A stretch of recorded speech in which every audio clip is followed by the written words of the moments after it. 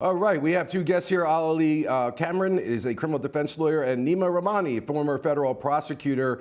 Alaleh, let me go to you first. Alaleh, let me go to you first, if you don't mind. What do you think about the testimony so far? Is the prosecution building a solid case here or not? They're building a case indicating that somebody's blood is at the house. They can probably even link it, and they will definitely link it to the victim. But there's still a I lot of don't hear questions Alaleh's with audio. respect to.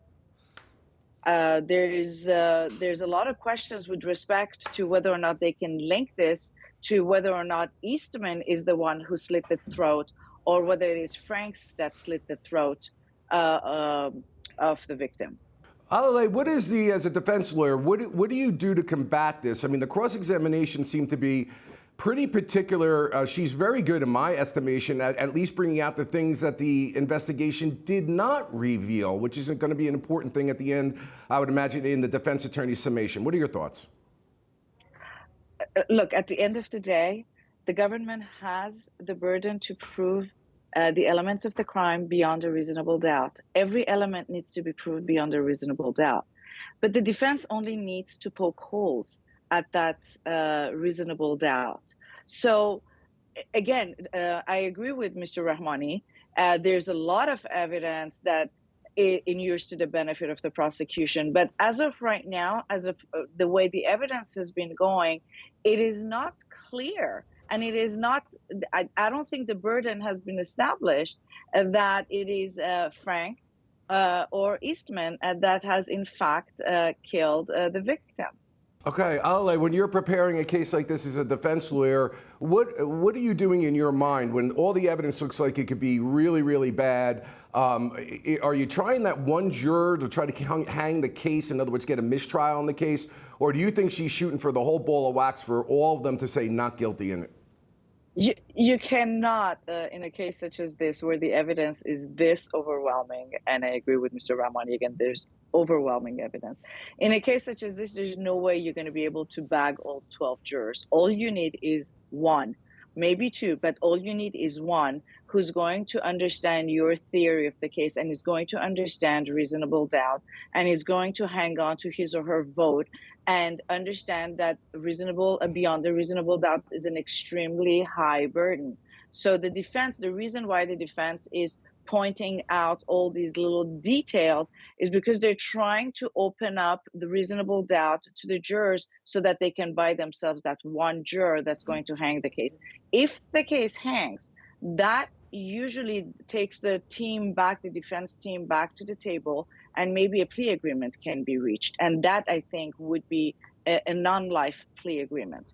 And that's what I think the long-term plan might be. Yeah, very interesting for sure. Okay, well, let's listen. We're going to be coming back in a matter of minutes right now. But in the meantime, let's listen to a little bit more of the civilian investigator, Doris Fedak.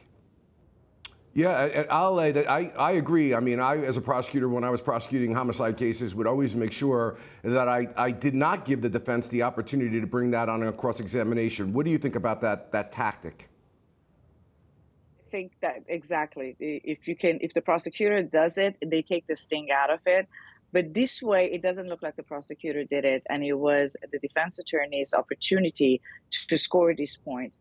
It is very telling that there's 7 stains and none of them were reactive to phenolphthalein. And it is very important for the defense to show that there was no bloodletting that took place in the car. So whether the seat was up or down, it is irrelevant as to what it was used for. Maybe it was used to move a couch. So this is what I'm talking about, reasonable doubt.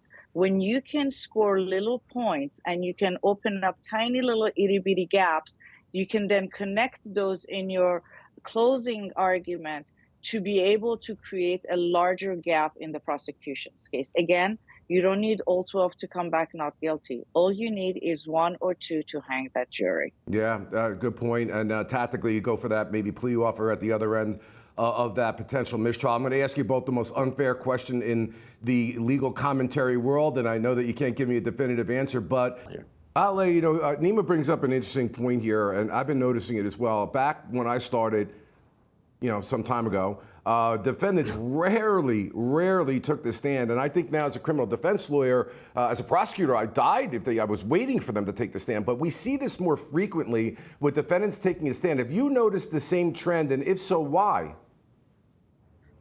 I think because we've learned from social media that defendants that take the stand, and actually from experience, that defendants that take the stand and get to tell their version of the story, especially if they're amiable and if they're pleasant on the eye, the jury takes some interest in them emotionally and personally, and is somewhat swayed by the story that they have to tell.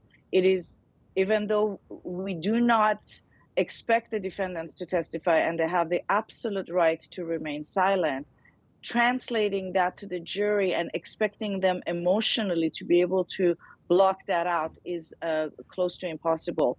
The jury loves to hear from the defendant, as broken as they may be.